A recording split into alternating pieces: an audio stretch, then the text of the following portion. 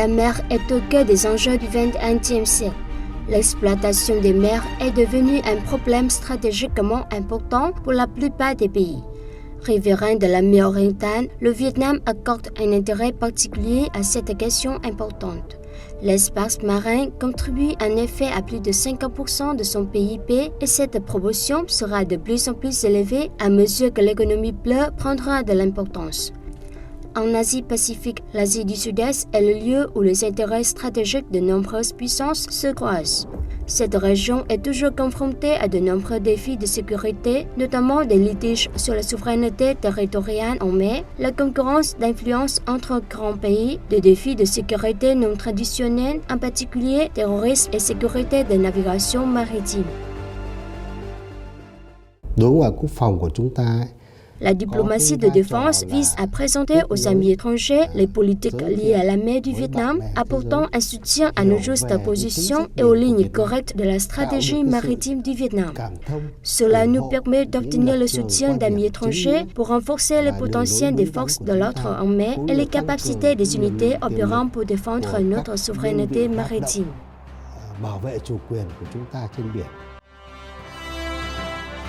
Lorsque la question de la souveraineté maritime n'a pas été entièrement résolue, la priorité est accordée à la protection des personnes travaillant en mer.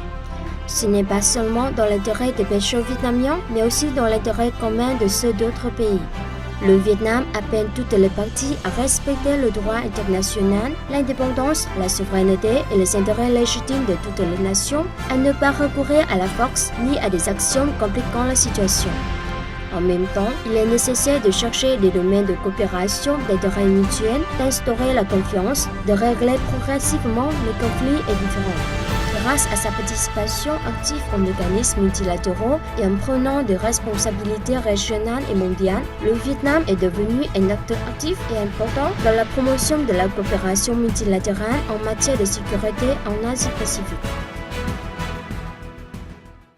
Si nous apportons une contribution positive à la résolution des défis communs, la communauté internationale accordera l'attention à nos intérêts et à notre pays quand nous aurons besoin du soutien et de la coopération. En reliant nos intérêts à ceux de la région et du monde, nous avons créé des percées stratégiques. Nous profitons du développement commun du monde, des aspects positifs de la situation internationale et régionale qui sont propices à la défense et à la protection nationale.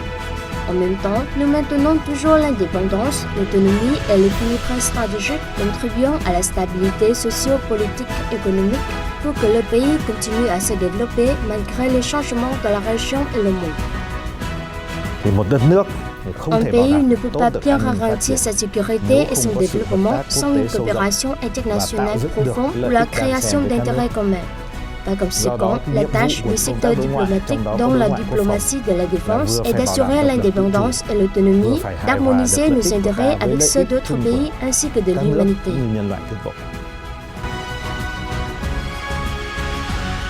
La diplomatie de défense est extrêmement importante pour instaurer la confiance et créer un environnement stratégique favorable à la défense et au développement du pays.